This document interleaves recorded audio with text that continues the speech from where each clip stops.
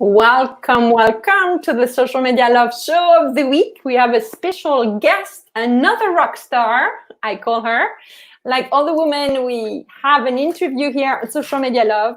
If you don't know me yet, I'm Angelique Binet. I'm the founder of Social Media, and I help women entrepreneurs to share their voice on social media using organic and paid traffic. And I'm always on the hunt to discover women who know how to monetize their message and by staying aligned with their mission on this planet.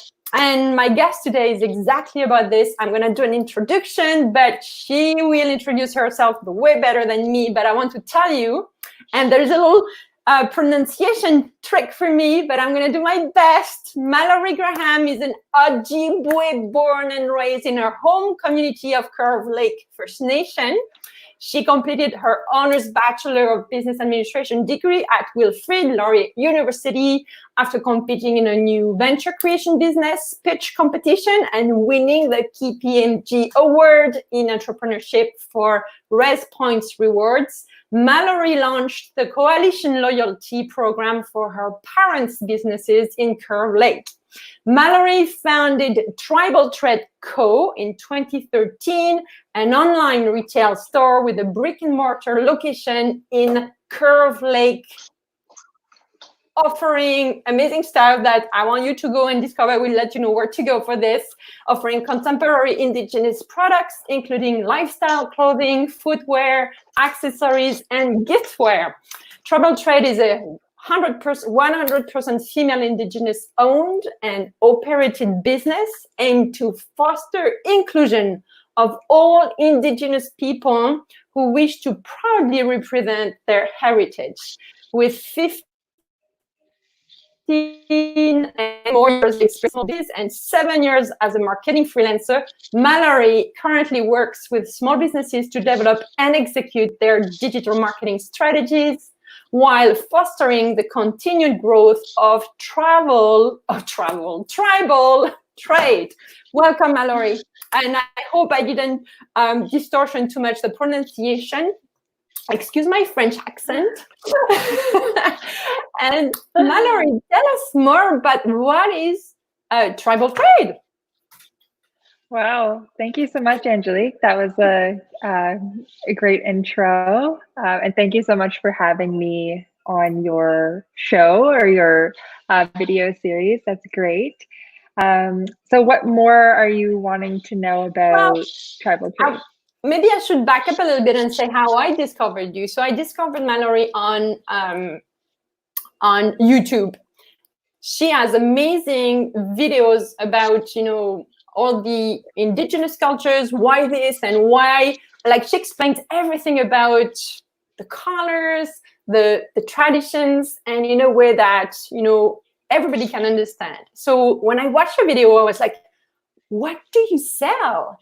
And then I discovered that you had a store with things, like you sell things, but you sell them in a way that you educate us so much that we want to buy from you because you give us all the heritage, the stories, and then you also talk about, what's going on right now in the world with, all the movement around Black Lives Matters, Indigenous Lives Matters.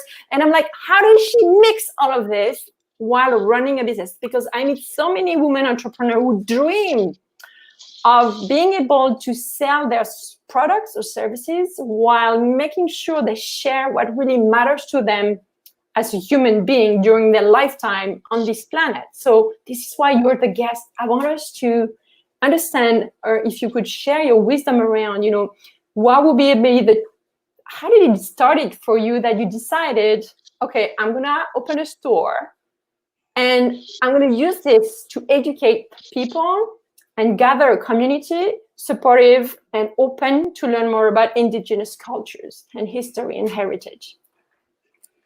Yeah, that's a good question. So I guess that most of it started when I was first growing up and when I first entered into school, when I went to university. So I attended Wilfrid Laurier University in Waterloo.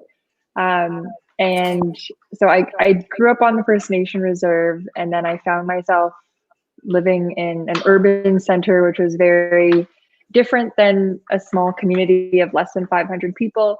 And I found myself almost living in the middle of two different worlds.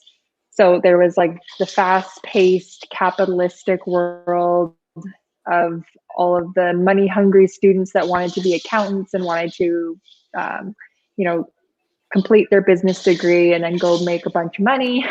And then the nostalgic world of my small hometown, my community, where everything was more authentic. You lived your life by like your culture and your traditions and everything.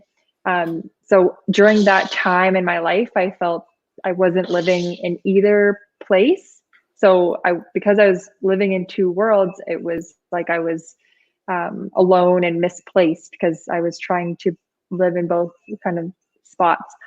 So the only way I could really cope with that feeling of unattachment was to like immerse myself in schooling and in my career and things like that, to the point where it really became an obsession. So I started a business upon graduation. I knew I wanted to start a business when I was going to graduate, but I didn't know what it was going to be.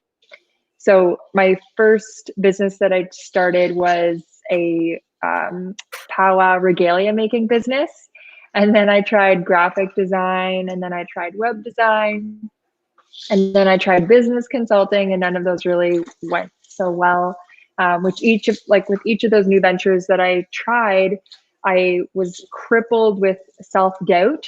I would say yes to every project that came along, which led me to feeling extremely overwhelmed. And then I just ended up giving up and then getting a job, like a real job that wasn't great for me because I'm a born entrepreneur. So each job that I took, I felt unmotivated and I didn't feel fulfilled. And my gut was always screaming at me that I was destined for something else. So being the first Indigenous student in my business program at school, a lot of my friends and my professors and classmates, they often ask me, why does the government pay for my education? If my family lived in a teepee, why I spoke English instead of native language. They asked me if I was a real Indian or if I was a real native, then why did I dress like a white person and not, wear leather clothing or something.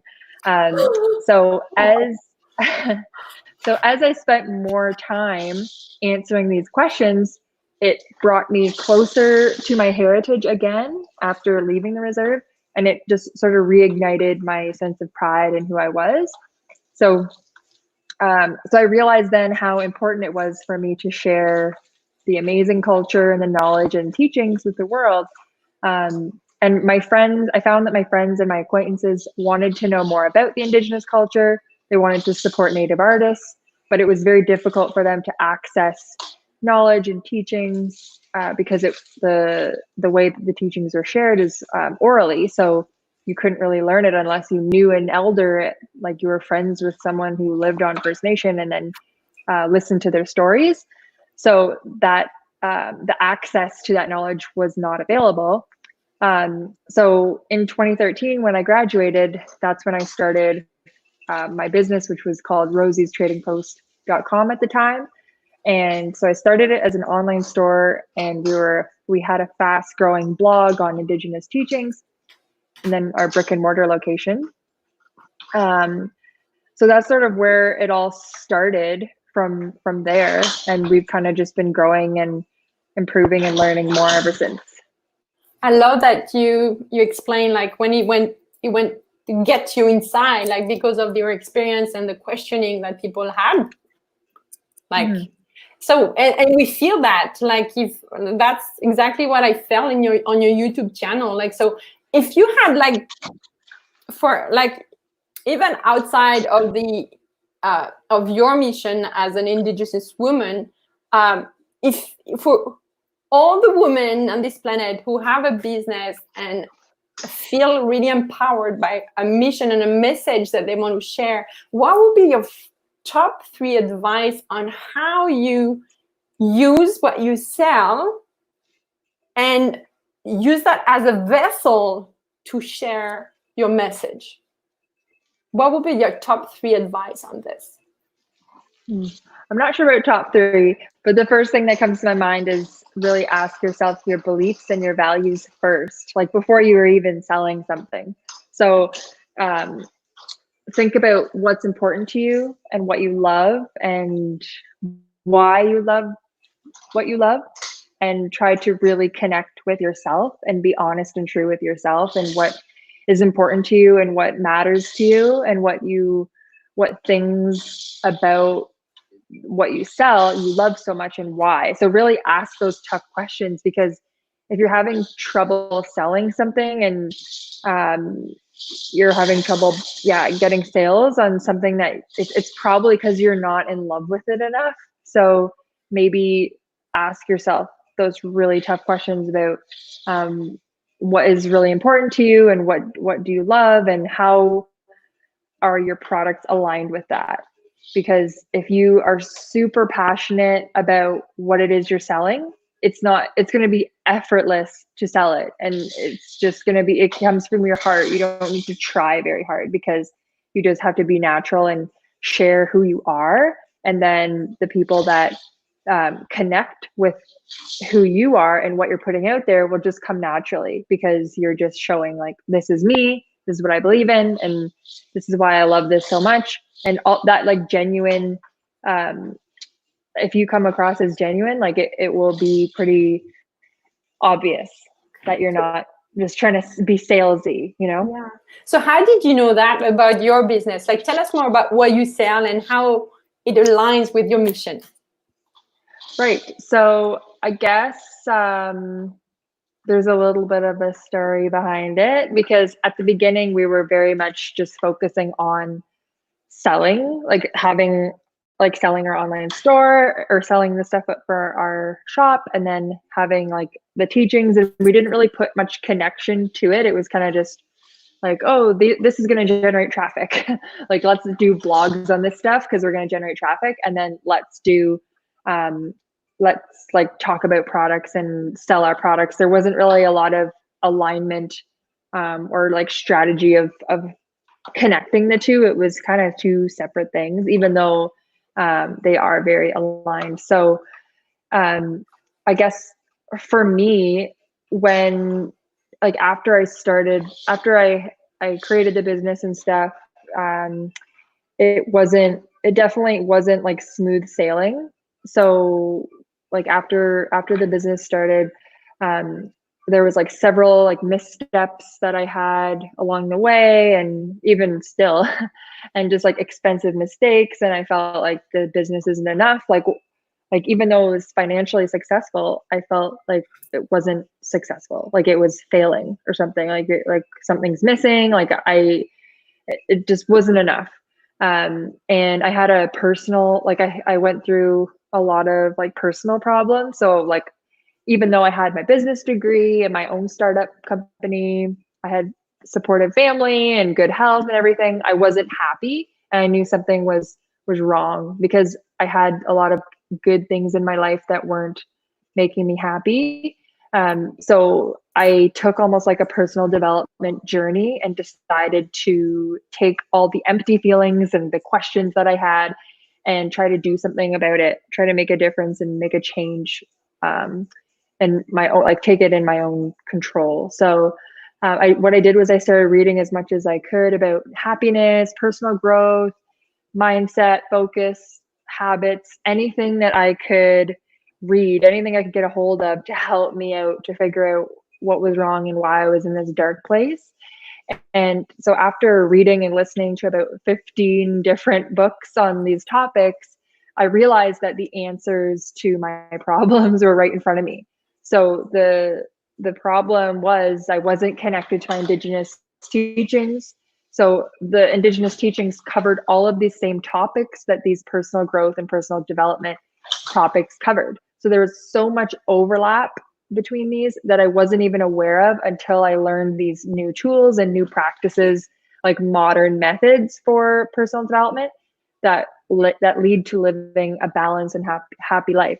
So the transformation that I experienced was life-changing for me. And there's still lots more that I can learn about your personal power and control over your happiness and things like that. But so the journey that I've sort of been on for personal development made me really reconnect really strongly with my culture, and being able to help others, support others in their journey to reconnecting with their culture and feeling happier in their life with the Indigenous teachings like I did is the best feeling ever. So whether I'm selling moccasins and jewelry and apparel, it's sort of irrelevant. Like that's kind of just a bonus. So like allowing people to learn and celebrate and reconnect with their Indigenous roots is everything. And it's made the whole business feel more fulfilling than like what stuff we're selling, if that makes sense.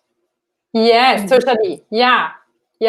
So how do you know, like, when was the light bulb moment for you that you knew that you found, we feel it when we're lying, like when everything is like tick, tick, tick, but it takes, as you say, like tons of books and tons of podcasts and like, so what was the trigger where you realized, yeah, that's it, and that's what my business is about, and I'm ready to take my space online and talk on social media? Like, I love your live. You're so natural. It's genuine because you are right on point with who you are, and we can feel it. So how do you, I don't know, identify that moment? I don't think there was just one moment. I think there was a few moments. But I definitely created, like when I first created, I had a YouTube channel, or I still have a YouTube channel that's like Mallory Graham, and it's like just talking about marketing and social media and entrepreneurship and stuff. And when I created that channel to grow my personal brand and stuff, like that was great. And I went through this program that was designed to help you become the authority in your niche, like in your space, to be like just like better at YouTube or whatever. And one of the coaches in there asked me, like, I explained to her about like the store and stuff, like it was called Rosie's Trading Post at the time, and she asked me why I wasn't like focusing more on that, because like that's so amazing and everything, and like I had like some kind of like void of not pursuing it more. So that was kind of a nudge. I wouldn't say that was a light bulb moment, but it was a bit of a nudge to explore it a little bit more. And I can't say there was one light bulb moment. It would have to be like when I connected more pieces of the puzzle, and like when I attended powwows and stuff and listened to elders, like talking to my grandma, like just, it was kind of gradual over time. So I can't really say it was one. Yeah. And how does that help you to position yourself on social media, whether it's YouTube, Facebook, or Instagram?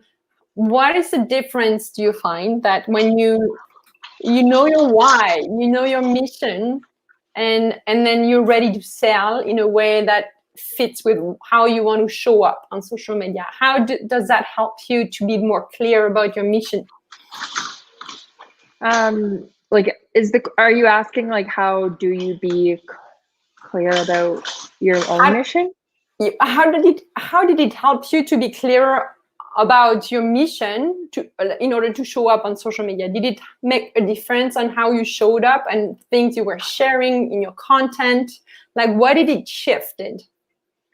Yes, it absolutely made a huge difference, because before we were kind of just trying to sell stuff. It wasn't really like, there wasn't a lot of passion behind it. It was kind of just a shallow, like we had a mission, but it was a shallow mission. So when we dug deeper, and okay, so this is a marketing lesson.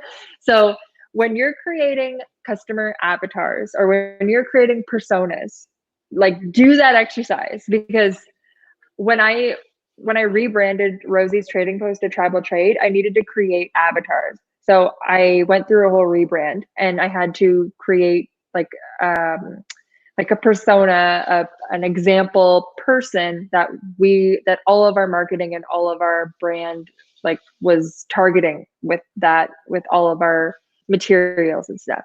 So when I put that together and when I dug deeper into who this person is, what makes them tick, what keeps them up at night, what makes them sad, what makes them happy, like really trying to understand who this person was, then it really made me realize like we're not just selling stuff. Like when someone is an Indigenous person and they are feeling lost and maybe they were put up for adoption and they are completely disconnected to their heritage, and they like buying a pair of moccasins or buying like a smudging kit makes them feel whole and makes them feel like belonging to something.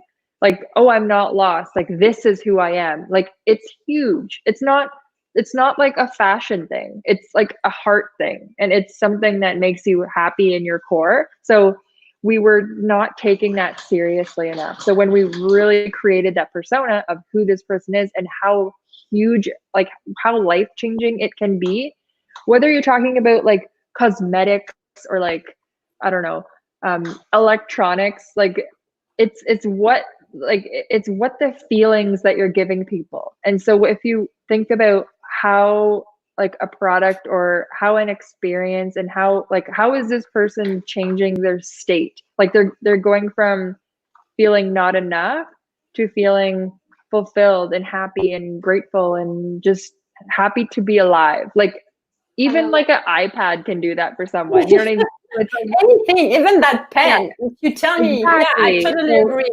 Yeah. So it's really digging deep yeah.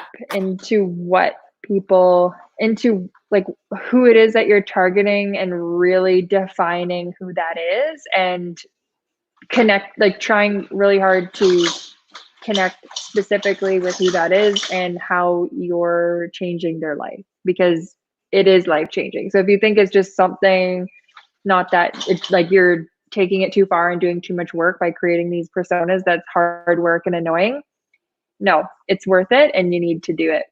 Yeah, totally. I so agree. Like when I work with my clients, we have what we call the DNA, your audience DNA lab. So it's for your audience online, like how do they think, what language they speak, how, what are the struggles, as you were saying, the dreams, what makes them sad, what transformation are they looking for? And you are the solution no matter what you sell. It's how you position your thing or your product or your service. It's not about the thing in itself, it's how all the emotions that comes with it, that is beyond the thing. Yeah, I love it. So do you how many avatars do you have for your business? Do you have one? Because one of the struggles is like you want to sell to as many people as you want. That's, sometimes, most of the time, the first struggle we have is like, how do you nail down, like in your case for tribal trade, what exercise did you have to do so that you don't sell to the planet, but you really focus on your ideal client? Yeah. Well, when we first did it, we started with 2 and now we have about 6. So, okay. Yeah. What do you use a specific methodology? Do you interview people? Like, what's your favorite go-to tool to nail it down? For me, it's not, I haven't had to interview people because, like one of them is me. So I don't really need, like, it's myself. It's so connected with my own personal journey that it's, I don't really need to, like, that's the easy part. Not everyone is that lucky. And then other ones are just like people that I've known that are, or like that I know, it's not like someone specific, but I know they're out there. And I haven't, for other businesses and for clients, I've helped them interview people, but for myself, I haven't gone through that task myself. Okay. I know we have a little baby here beside you that's gonna need his mommy soon. So one more question. He's so cute. You guys don't see it, but he's so cute. Last question, like to any woman entrepreneur that is listening or will listen to the replay, if she's on the fence of showing up on social media to finally, sharing her voice, make a difference, especially at a time where we are right now, where we can't just stay quiet. What would be your top advice to help her make that step, leap into that leader position on social media, no matter what she sells? So the problem is they're afraid to post. A lot of people, are like to share, like just not posting with meaningful content, something that really resonates with their message. Right. I would just say to not think about it, because too many people are thinking too much. You just need to do it, and like you're not going to be ready. So if someone says, "Oh, I'm not ready to post like that," or "I'm not ready to post at all," you're not going to be ready. Like, do things before you're ready. Love it. Woo woo, yay. Just do it. Yeah. And yes, it's weird, and then it's okay. Exactly. Yeah. And so please go and check Mallory's YouTube. It's under Tribal Trade, if I remember correctly. Like, we'll put the link in the comments later, but you use educational content a lot to drive traffic to your store. But it's so well done, and I really love how you do it. So I would encourage any of you who are looking for, what type of content I could use to educate my audience so that they want to learn more about my products or my services. So I told you that we have a little blitz question game before the end. Okay. Are you ready? Yeah. Okay. So what's your favorite book, Mallory? Let's see. Anything business model canvas related. Okay. Yeah. Who is your favorite, I call it rock star queen on social media that you want to follow every day? My favorite rock star on social media? Probably Gary Vaynerchuk. Your favorite show, whether it's on Netflix, Amazon, or Apple, anywhere, there's a show that Mallory watches. Grey's Anatomy. Okay. Your favorite song? Favorite song? Oh gosh. Anything by Lady Gaga. Awesome. And then what is the one thing that not a lot of people know about you that you are willing to share? One thing I don't know, people know a lot about me. I don't really have any secrets.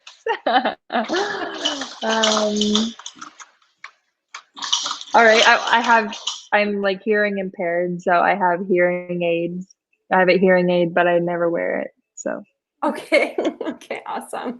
Thank you so much for your time, Mallory. Thank you for the inspiration that you are online. Like, you are like, when people tell me, social media is just garbage and negative vibes, please just carve your own algorithm and follow people that are sending good vibes, and you are one of them. So thank you so much for sharing your time. We're gonna, if you have any question watching the replay, if you want to join Mallory at troubletradeco.com, you can, and we'll put your YouTube channel as well, because we mentioned it in the comments, so that you can watch her amazing videos. Anything you'd like to add before we say goodbye? No, I don't think so. Okay. Thank you, Angelique. Thank you, Mallory. And Jax is now, what is he playing with? I hear him like, does he play with? He's jumping in his jumper gym. Okay. So, okay, I'm going to say goodbye. Mallory, I'm going to talk to you on the other side. All right. Thank you.